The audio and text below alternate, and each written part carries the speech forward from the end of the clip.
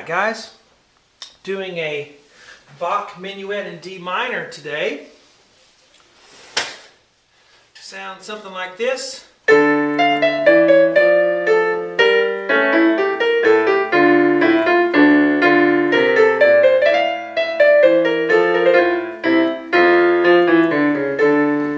so forth. Hello, I'm Sean Cheek. Welcome to my SeanCheek.com piano lesson videos. I always put the free part 1 on YouTube. The rest of the lessons for this piece are on my website, SeanCheek.com, as well as many other piano lesson videos. If you have trouble with reading piano music and just knowing where the notes are on the keyboard, knowing what the names of the notes are, reading sharps, flats, time signatures, rhythms, all of that, you need to try my Sight Reading Boot Camp series that's also on the website, and it will get you a good foundation on how to read music. And then when you get to this kind of stuff, it's not near as difficult to read the music. Alright, so let's take a look here. Our key signature is 1 flat, so we know every time we have a B note, the letter B, we're going to flat it anywhere on the keyboard. So B is automatically flat because we're in the key of D minor. Okay? And then our time signature is 3/4. So 3 counts per measure. 1, 2, 3.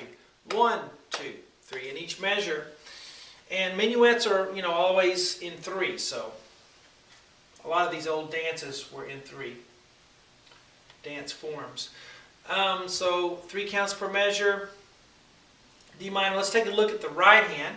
We start off with an A note here,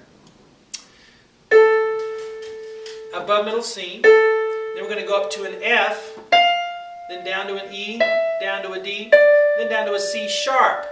Now the sharp is what we call an accidental. All right. The B flat thing, that was the key signature. That's automatic B flats everywhere. But this is called an accidental. And it's just a sharp in the middle of the piece, and you just sharp it. Normally it's not until you see it. So C sharp. So this first measure is 1, 2, and 3. And that's the rhythm. We have a quarter note and then 4 eighth notes. 1 and 2 and 3 and. Okay? Take a look at the left hand. We start off with a D note, and then here we go to an E. Okay, so not much in the left hand.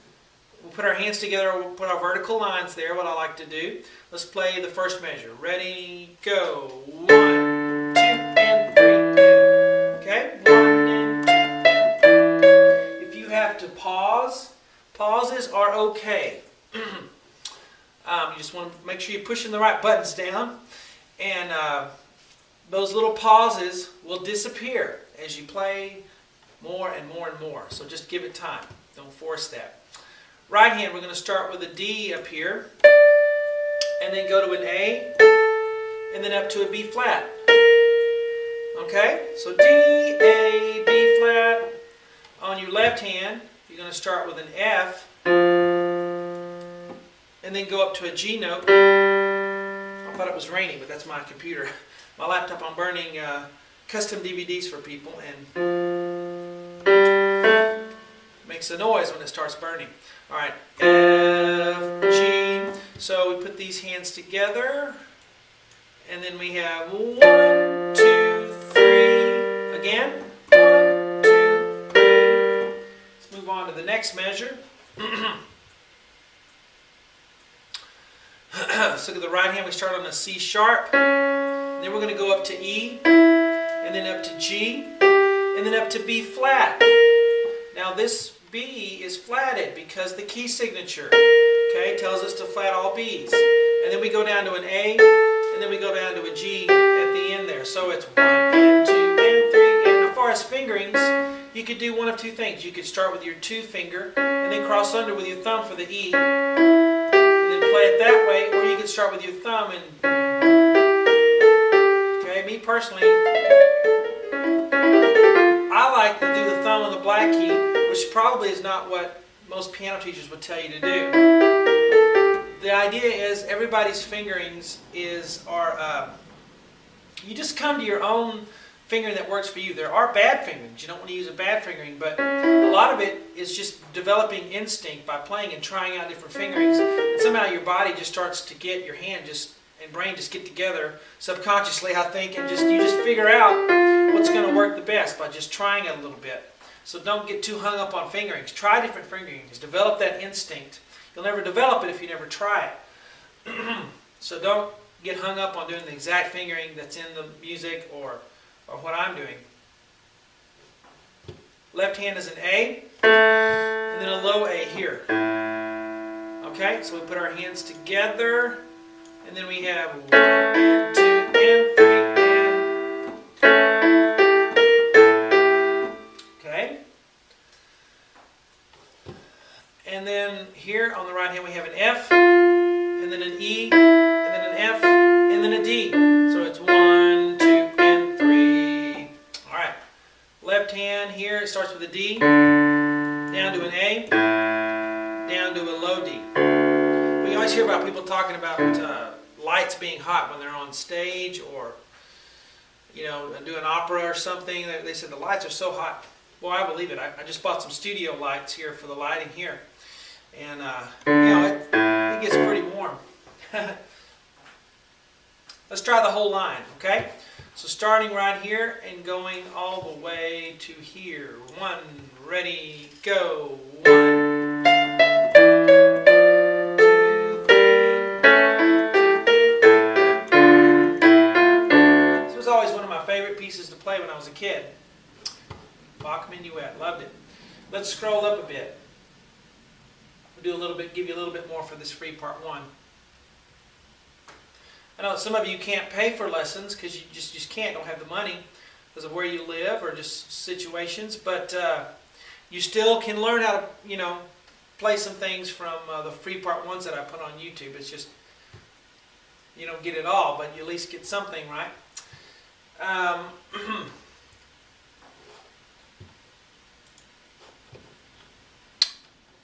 Alright, so this is going to be...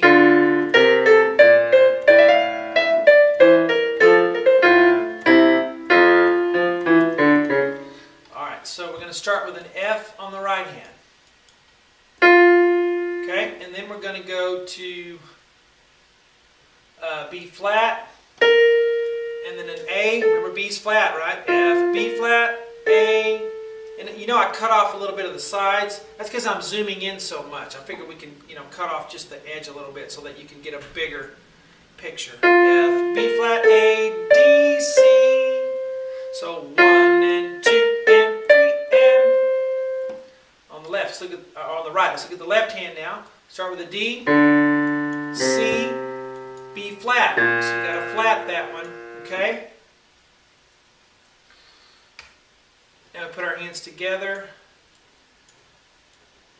and then we have 1 and 2 and 3 and again 1 and 2 and 3. Alright, now next we have an ornament. Remember exactly what this one's called, a mordant, or anyway.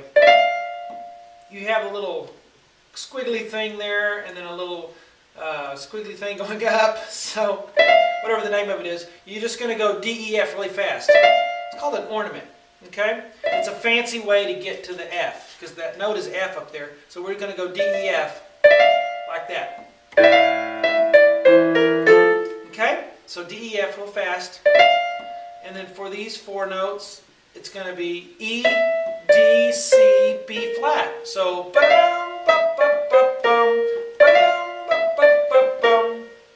left hand's going to have an A,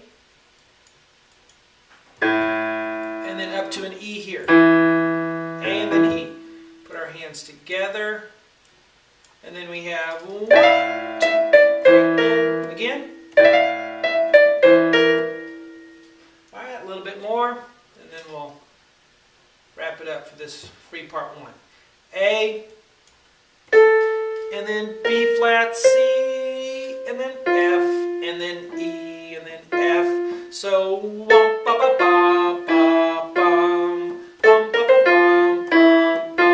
now watch that rhythm. You have an 8th note and 2 16ths. So it's bum, ba, ba, bum, bum, bum. 1 and a 2, 3, 1. I won't get into detail on why it's counted that way. That's on the boot camp series. To get into all that, I don't want to. I'm just going to assume you can play a little bit already when we're doing these lessons. F on the left hand, A, up to C, okay? Put our hands together, and then we have 1 and a 2, 1, 2, and 3, and well, I should have just played that one measure. Okay? And then the last measure, we have an F on the right hand. The left hand's going to have a low F. And then the last 4 notes are going to be higher F, and then an E, and then a D, and then a C sharp. So it's bum, bum, bum, bum, bum. And you can play the 8th notes, what's called non-legato, which means little separation. Makes it sound stylistic for that period of time that it was written in. So, 1. Alright, now let's play from here all the way to this repeat sign here, okay? 1, ready, go.